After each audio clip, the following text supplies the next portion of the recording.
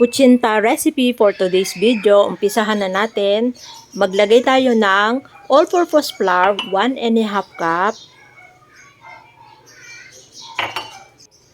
And cassava flour, 1½ cup.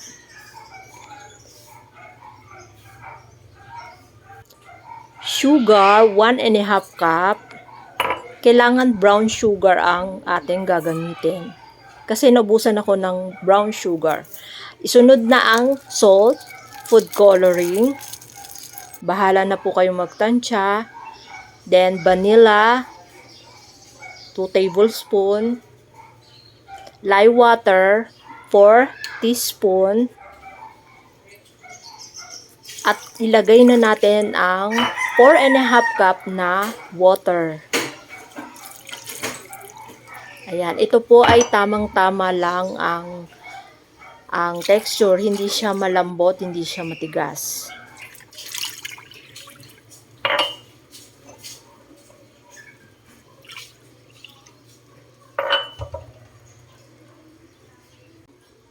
Haluing mabuti para hindi siya magbuo-buo.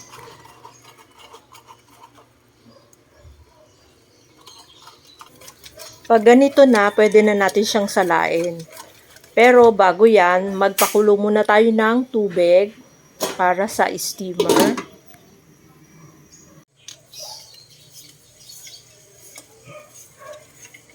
Salaing mabuti hanggang 2 beses or 3 beses.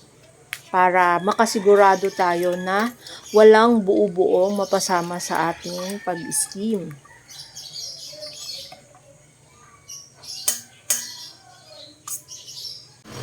Pagkatapos ko siyang salain ng 2 beses, nilagay ko na siya sa pitsil para madali lang siyang ilagay sa mga cup.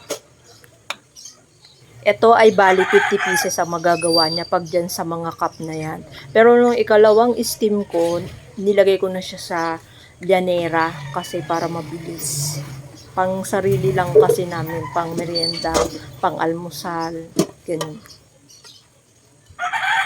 Lagay na natin sa steamer at malapit ng kumulo yung aking pinakukulo. Ang aking steamer ay maliit lang, kaya ayan, yan lang ang magagawa sa bawat isang pag-steam.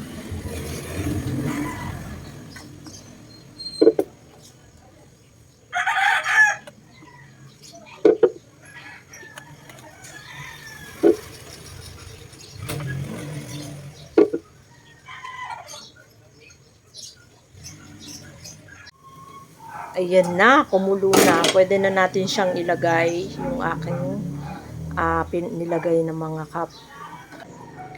At takpan natin, make sure na may tela. At eto na, after 25 minutes, ito na po ang kinalabasan. Medyo meron siyang tubig sa ibabaw. Pero okay lang, alisin lang natin. Magiging maganda pa rin ang texture niya. At nilagyan ko na nga siya ng niyog sa ibabaw. Bahala na po kayo kung ano yung gusto nyo ilagay sa ibabaw or sa pang-toppings niya. Sobrang sarap niya guys. Nagustuhan ng mga anak ko. Bye-bye. Thank you for watching.